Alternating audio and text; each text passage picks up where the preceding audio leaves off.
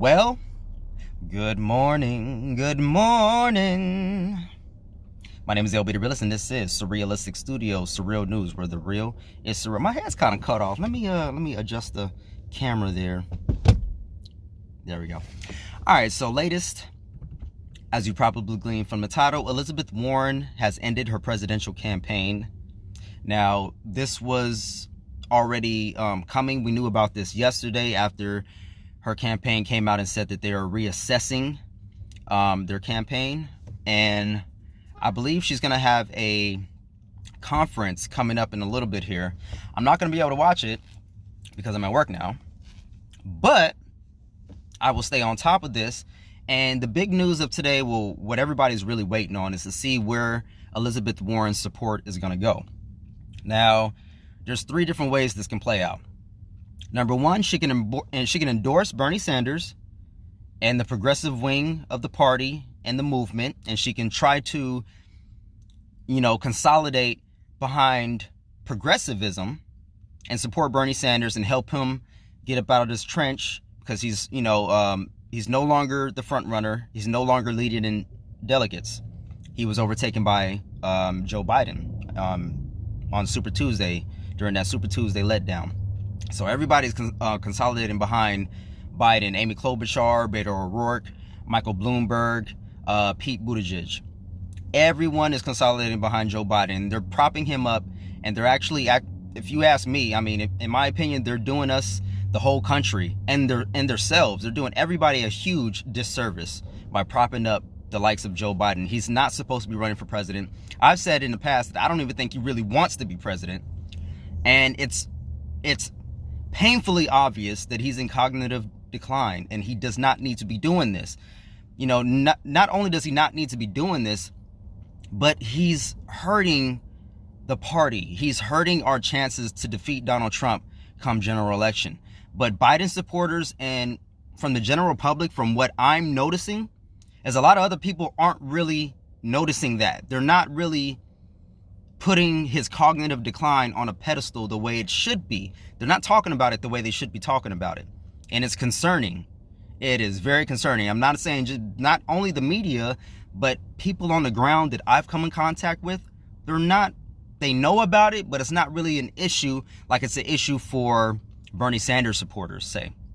But anyways, Elizabeth Warren can come out and support Bernie Sanders, which is highly unlikely, and all the signs are pointing towards she's not going to do that. But everyone's very conflicted at this point. Everyone's basically half and half. We don't know if she will. We don't know if she won't.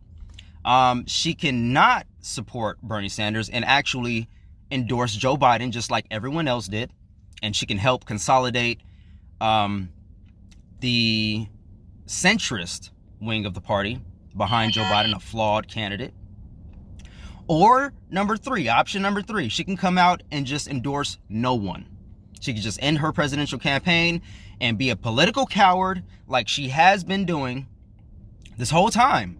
And she can just come out and endorse. I don't endorse anybody. Not Bernie, not Joe Biden, not anybody, not even myself anymore. So it's becoming increasingly likely that that's what she's going to do. The third option, which is endorse nobody. I'm hoping, my optimist side is hoping that Elizabeth Warren sees the light, sees the love, peace, and light, and she comes out and endorses Bernie Sanders and tries to win back a lot of the progressives that left her. Basically, everyone was for Elizabeth Warren. She could have been the first female president, but she totally screwed it up. She totally screwed it up, and she picked the wrong side.